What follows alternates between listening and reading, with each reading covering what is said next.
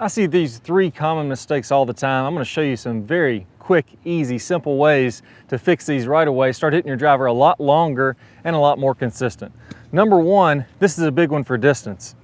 So many times I'll see players taking a shoulder width wide stance. And what I mean by shoulder width is the middle of their foot will kind of be to the middle of their shoulder, almost like this with the driver. That's just way too narrow. If you look at the best drivers in the world, so specifically what I would say is the best driver in the world, Rory McIlroy, over the last 10, 15 years, he's gonna have a much wider stance. And what I like to have is I like to have the instep, or the inside of my foot, be on about the outside of my shoulder. And it doesn't have to be exact. And actually what I would do is I would test this to see what's the most powerful swing for you. I would start out with a very narrow swing. And what you're gonna notice is this is way too narrow. I'd never hit my driver like this. But if I make a swing like this, I can hit it solid, but I just can't get a lot into it. It's like I'm standing on ice a little bit. I really just don't get the traction that I need.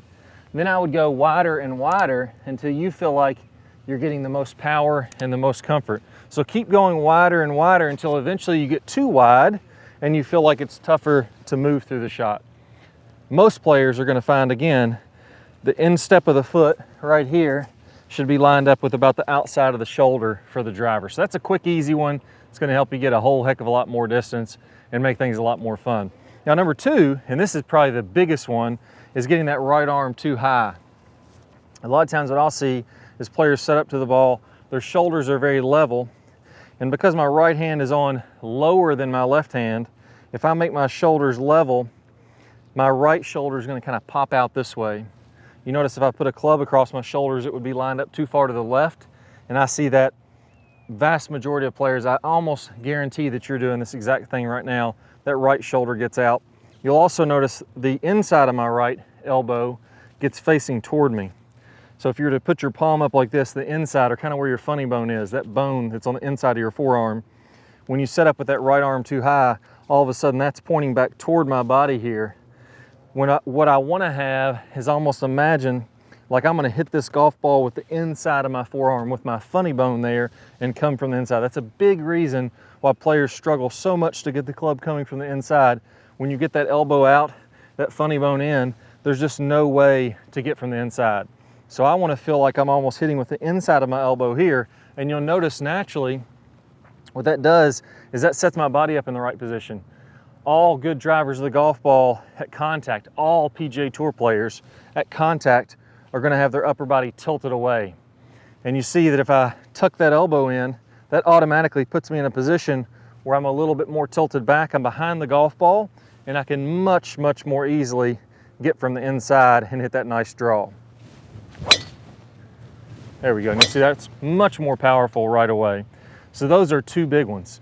Now another big one, huge one, is trying to hold the face square. And if you think about this, all the weight of this driver head is sitting on the outside of the shaft. So if I try to pull this club, I try to pull this grip straight toward the target, watch what happens to the club face. It opens wide open. So if you just took 2 fingers and you drug it straight toward toward the target, that would pull that driver face way open until it got lined up with the direction that you're wanting to pull. That's the physics of the way it's designed. So most players will try to hold that face too square. I bet you've had the feeling in the past that you're trying to get that driver face as square as you can through the ball, keep it square as long as you can, and just have everything moving very straight. That's a great way to hit weak drives that probably go 30 yards shorter than they should. In reality, what we want to be doing is releasing this club face. So I want the club face to be turning over through contact. Imagine it like a top spin forehand in tennis. I'm releasing that driver to try to get around the outside of the golf ball. Actually, even the straightest drivers in the world have this club face releasing pretty daggone quickly. No one has ever been measured to keep this face moving perfectly square through contact here. Every single player that's ever been measured on a lot of high-tech equipment has that face releasing, and some of the best players in the world go ahead and release that face pretty daggone aggressively. So if you want to hit it square, what you actually have to visualize here is that I get that elbow in, that gets me from the inside. And then from here, I take this face up position here, And what you'll see with the best players is as they release it through the golf ball, the face is already almost toe up and down. So the leading edge of this club is almost straight up and down, like right here in the swing. It turns over pretty daggone quickly. So I go from this elbow in position, club in the slot, and then I'm releasing that face to get the toe to turn on over.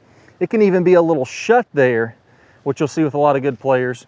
And it's surprising how quickly that face is rotating through, but it's actually giving up that control, letting that thing go ahead and slap the golf ball. You're gonna hit it a lot straighter. You're actually gonna hit that draw a lot easier, and that's gonna help you to get a lot easier distance and consistency at the same time. So let's go ahead and give this a whirl. I'm gonna go ahead, get that nice wide, powerful stance, tuck my elbow in, and then from there, I am releasing that club all the way through. For me, I feel like I'm throwing it. I'm letting that right hand just turn on over like this as I'm coming through the shot, and that allows me to hit it, you know, nice and straight and long at the same time. Let's give it a whirl.